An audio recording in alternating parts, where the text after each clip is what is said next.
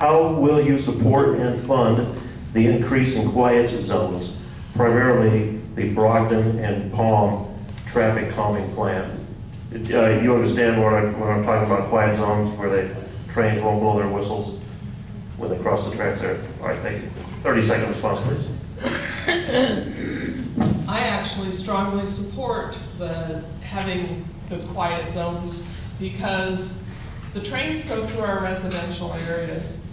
So far as funding, I don't see that is a strong budget item other than putting up signs for the railroad not to blow their horns in the residential areas.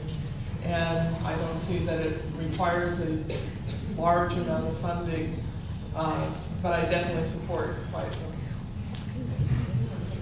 I'm sorry, but I didn't quite understand your question.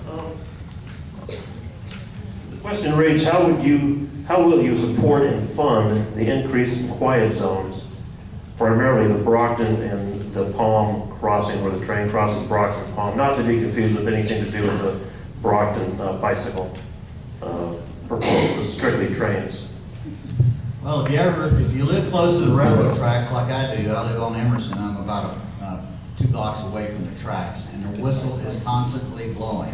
And I've had several nights where it has blasted all night long. So believe me, I am in support of anything that we can do to make this city quieter for all of us. It's ridiculous waking up at 3 o'clock in the morning listening to the whistle blow till 5 o'clock in the morning. Again, it's what I meant. Again, it's what I mentioned before. You need a strong advocate. A lot of the things we can't handle right here within our city ourselves. You have to have people that work with the railroad department and explain the situation and what the effect that it's having on the community.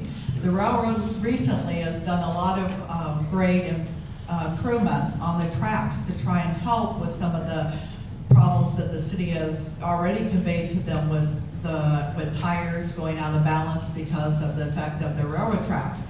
But when it comes to the other issues with noise issue, that needs to be addressed also.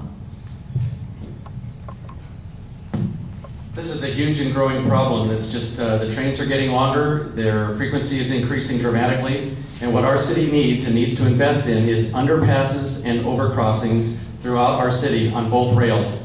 We need to do it, and we need to fund it with business. We need to be more business friendly, bring businesses in, increase the revenue flow, and we can start to pay for these underpasses and overcrossings one by one. We've got to invest in it. It inhibits our commerce, it bunches up our traffic, makes a mess of our city. We can't have these railroads just stopping with the crews getting on and off. We have to put an end to it, and the city pays for all, the railroad pays nothing. Thank you.